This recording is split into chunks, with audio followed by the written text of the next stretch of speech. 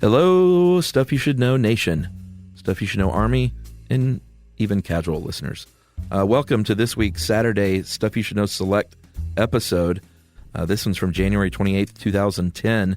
Are There Undiscovered People? And this was a great one. I just remember thinking at the time, wow, is it possible that there could be people out there in the world that we don't know about in this day and age, even in 2010? Not even 2018. So it was pretty interesting, and it's sort of an older one at this point, and it's just a super interesting one.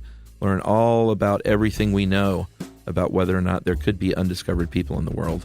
So enjoy Are There Undiscovered People right now.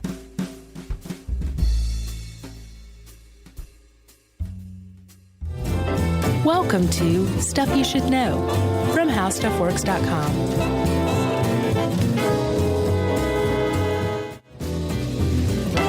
Hey, and welcome to the podcast. I'm Josh Clark. With me, as always, is Charles W. Bryant. I'm always there for you, Josh. Yeah, as always. Yes. How's it going? I'm contractually obligated to do it. I know. I know. So, Chuck, you doing all right? Yeah, dude. How are you? I'm doing pretty good. It's Thursday. It's not Friday, but... It's a little gray out for my tastes. Yeah. It's sprinkling, by the way. I thought it was like pouring rain. Is it just sprinkling? It's sprinkling. Yeah, that's good. So, Chuck, do you remember, can we go back a year or so? Okay. May 2008? How many years after Ghostbusters? Let's see, hold on.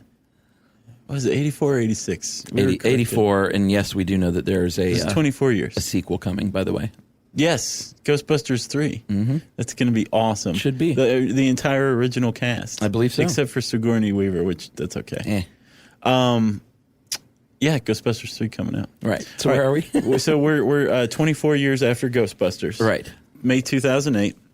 And the news cycle had this kind of strange occurrence where a bunch of undiscovered human beings were splashed across the front pages of newspapers everywhere. Yeah. Yeah? Sort of. Yeah.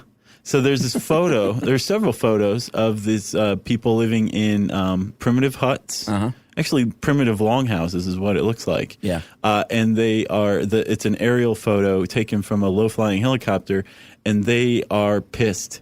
Yeah. They're like aiming their bows and arrows at the camera. Did you see the picture? It's pretty cool. Yeah. It's awesome. They're like, get out of here. Right. So yeah, like this whole thing made the news cycle. And Chuck, I imagine, I take from what you said before we started recording that you have a tad bit of disdain for the, let's say, journalism that was applied to this. Yeah. Well, first of all, should we go ahead and refute it? Why not? Because they were not, in fact, undiscovered people. No. And there's actually a huge distinction between undiscovered people and uncontacted or isolated people, right? Right. But you would not know that by reading The Independent from London. Which I'm disappointed because I like that paper. No, I'm sorry. I could care less about The Independent. It's The Guardian I like. Yeah, you like The Guardian. Yeah. Not the Daily Mail, The Independent. Right. Here's how the article opens up. Beneath the picture of the, clearly savage loincloths and everything. With the arrow pointing at the helicopter. Right. 3 near-naked figures are visible in the forest clearing. 2 of them are men, their bodies daubed with a red dye, and they are aiming their bows at the sky. A 3rd figure appears to be a woman, her body blackened and only her pale hands and face betraying her natural color. This remarkable photograph is the first proof of existence of one of the world's last uncontacted tribes. Yeah. So they do say uncontacted. That's good. But not everybody did, though. Sure, it's a little overblown. That was a fine dramatic reading there, Chuck. I think the funniest thing that would have happened is if he would have shot that arrow and it would have somehow disrupted the propeller of the helicopter. Right. And it would have, landed safely on the beach for them to be eaten.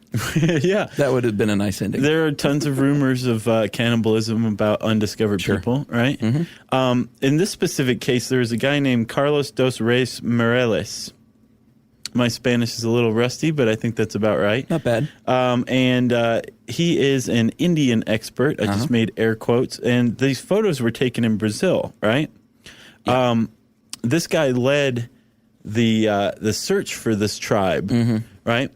And as I guess he kind of watched with horror, hopefully, as they were described as undiscovered and no one had ever found them before. He came out and was like, wait, no, I've been following these people for the last 20 years. Right. So they're not undiscovered. See, I thought that was part of the ploy for him. Was he taken aback by that, you think?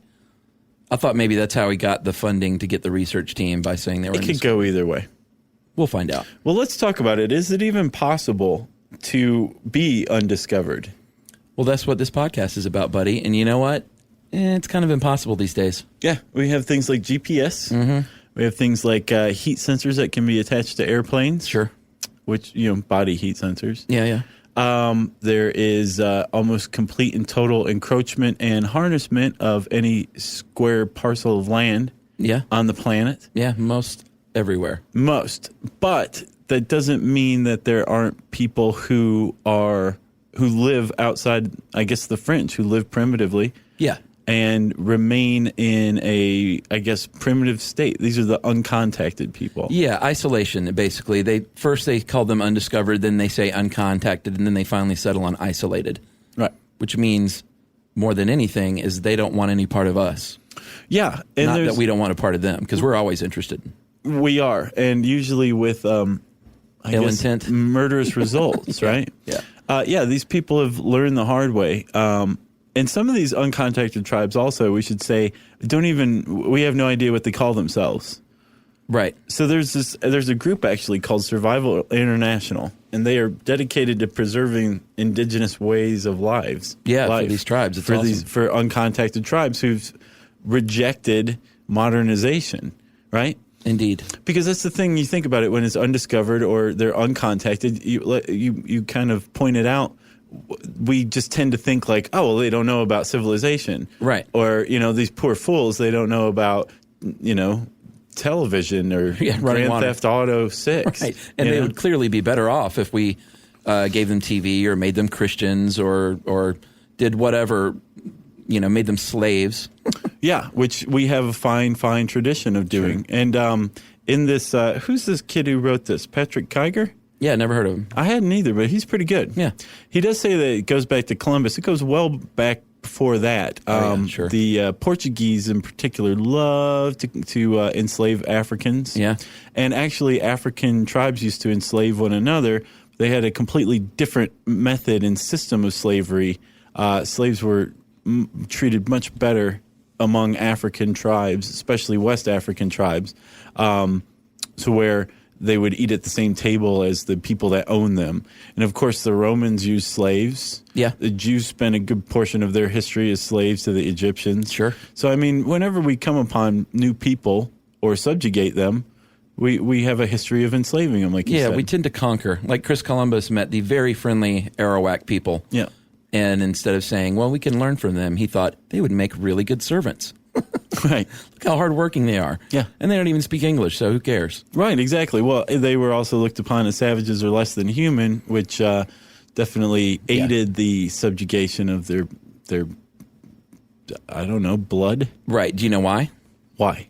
Because back before everything was discovered and there was still a lot of undiscovered land and they were making maps, the map makers would often chart these undiscovered lands as being filled with, mutant human beings and scary beasts for some reason. Right, like here there be monsters because we haven't gotten around to mapping this area yet. So just assume that there's some sort of water serpent that's going to eat your boat. Yeah, I guess I don't know why they tended to strike fear into people, into explorers, instead of saying there might be very friendly people. Maybe caution? Fear of the unknown. You think so? Sure. But Josh, these days, virtually every corner of the Earth has been explored except for, obviously, parts of Antarctica and Amapa, which I had never heard of. Oh, where is it? In Brazil. And they said that 70% of this territory in northern Brazil is still unexplored forest. Right, so it's possible there are undiscovered people out there. Maybe. Right. If there are undiscovered people out there, they are in big trouble because if the uncontacted or isolated people are any indication in their plight, then, any undiscovered people are really kind of screwed. Yeah.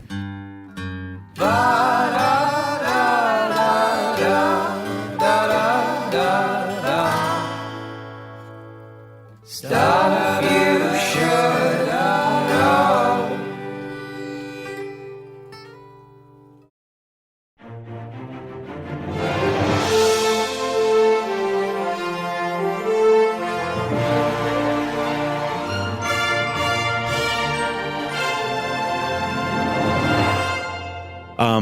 we talked about Chris Columbus and subjugating people, and actually Columbus was quite the little genocidal maniac. He was. We covered that in one of the other podcasts too. We did. Because not only did he enslave them, he killed them, had them killed. Entire groups of people are assumed to have been wiped out by European colonization, and not just through brute force, but this type of genocide, and especially if you look at a genocide as the by its definition, that it's the systematic wiping out of a group, right? Like a people or a population, then it still continues today, as recently as the 80s, the 90s in Brazil. Are you talking about the microbes? Or are you talking about outright violence? Violence. Okay. Specifically against the Akunzu. Yes, Josh, the Akunzu, who seemed like a friendly tribe that grew corn and hunted in remote Brazil for thousands of years until they were discovered, and it was discovered that their land could be used for soy cultivation and cattle. Right. So, and logging, actually, right? Yeah. So the companies put in logging roads and into this virgin territory where the Akunzu lived, and they actually came upon them. And it's part of Brazil's constitution that the moment you meet an uncontacted tribesperson or an undiscovered person, all work stops. So what the logging companies and the soybean farming concerns and the cattle ranchers did was hire assassins, like death squads, when they did meet the Akunzu, and sent them in and actually massacred them with guns. These people use bows and arrows, and these guys came in with machine guns and killed all but 7 of the entire tribe. Yeah, and they fled. Sadly, they fled. And just last year, a newspaper reported that there were only 5 living Akunzu in the world. Right. And that was 1990. No. That wasn't 1492 or 300 AD. Very shameful. Yeah. But they are not, Josh, the most isolated tribe, according to Survival International, are they? Right, no. That would be the Sentinelese. Had you ever heard of these guys? No, I hadn't, and I saw that video you sent me. There's a clip on cool. YouTube. Yeah. I think, did you just search the Sentinelese and that's what came up? There was a couple of clips. All right. I think Nat Geo went down there, and they did the same thing. They came out of the jungle onto the beach, and what it looked like in the video, or their interpretation, was they were making friendly gestures. I did see another one where they had the bow and arrow out. Yeah. And I was laughing, though, when I was watching it earlier. Part of me expected like hippie Rob to come out as their leader. You know? Yeah. He's like the god. He's like Brando in Apocalypse Now. Exactly. And the Sentinelese, Josh, where are they? They are believed to be descended from the very first humans in Africa. And technically we all are, but these people are directly descended from the first group that migrated out about 60,000 years ago, right? Yep. They live on the Andaman Islands in the Indian Ocean. And did you notice how clear that water was and how white those beaches were? I wouldn't leave either, dude. It was gorgeous. Who needs TV and Xbox when you've got that, you know? Right. So these people will come out of the jungle if you throw coconuts into the water at the beach. Right. That's what they were doing, right? Oh, was it? Yeah. This group of people were sitting there throwing coconuts into the water, and the Sentinelese came out and were like, thanks for the coconuts. Well, they probably thought it's raining coconuts from the giant monster. Yeah. But they are actually not primitive Stone Age folks, from what they say. No. Survival International says they actually do make tools and weapons from recovered metal from shipwrecks. Right. Pretty cool. They are actually not threatened. They're very isolated and relatively uncontacted. Right. But they're not threatened. They live on an island that no one really has any interest in, right? Yeah, exactly. But as we saw with the Akunzu, though, if there is money to be made off of the indigenous land, you're in trouble. Soy, oil, cattle. Survival International actually named all of those: oil, farming, cattle, and logging as the dominant threat to uncontacted tribes. So sad. There's supposedly an estimated 100 uncontacted tribes in the world. Yeah, I was kind of surprised. That's a lot. And it's sad that these people are around for 60,000 years doing their thing, long before us. And we just come in and say, hey, this would make a great soy farm, so I'm going to massacre you. Yeah. They heard about the bailout, and they're like, right, we're staying here. Not for us. No. So there's 5 regions that are under the greatest threat right now, and they're in Brazil, Paraguay, and Peru. And actually, there's tons of evidence. There's groups dedicated, like Survival International, right, and other NGOs. And then there's actually government ministries set up in Brazil and in Peru, and I think Paraguay, that are in charge of keeping track of these uncontacted tribes, which is really difficult to do. Sure. And a lot of times, these uncontacted tribes are slivers, offshoots of other tribes that have had their land disturbed by logging or mining or oil companies. So they would join up with another tribe, and no, they just take off into the forest. Oh, and start a new tribe. No one would know how many there were, that kind of thing. But yeah, they would be living primitively, but they're getting pushed further and further out, or being massacred, or they're coming into contact with disease, right? Yeah, that's what I was talking about with the microbes. Violence is obviously a big threat, but they say that a bigger threat are these tribes that lack immunities to these awful diseases that 20th century man has. Right. 21st century man, excuse me. Sure, it's the future. I'm living in the past. Yeah. And there's actually that favorite book of mine, 1491. Oh, yeah. By Charles C. Mann. Mm-hmm. It talks about how there's an estimated 100 million people living in the Americas in 1491. And then I think 90% were wiped out by smallpox. Thank you. Like within a few decades. And Josh, it didn't just happen way back then. No. Like you said, in the 80s, some Christian missionaries made contact with the Zoe tribe in Brazil, and in pretty short form, 45 members of that tribe died from the flu, malaria, and respiratory diseases. Yeah. Just like that. And more recently, in 1996, half of the Marunahua tribe, I think in Brazil, they were contacted by illegal loggers, and half of the tribe was wiped out. From respiratory illnesses, I think. Awful. So it's not like, to bring up one of our favorite movies again, it's not like bringing orange soda to the Waponi Woo. Joe versus the volcano. Oh, yeah. It's not like that in real life. I thought you were talking about The Gods Must Be Crazy. No, another good one, though. Oh, yeah, it is. But it's not like the Joe versus volcano. It's not all happy-go-lucky. They usually make contact with them, and even in the case of the Christian missionaries, they were trying to do good, I guess, and ended up killing a lot of them, and the Brazilian government stepped in and actually kicked them out, the religious group, and said, no, you got to get out of here. Yeah. And apparently, even when when contact is made as safely as possible and there's a medical contingency plan in place, it's expected that a lot of the tribespeople will die. Right.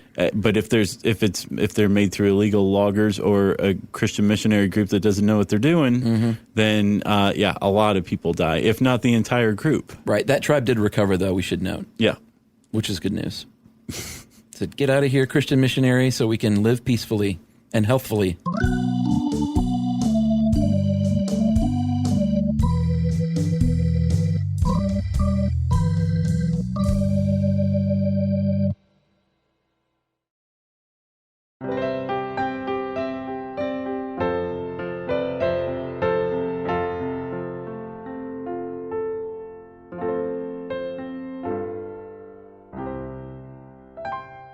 So, Chuck, is it good to even contact these people?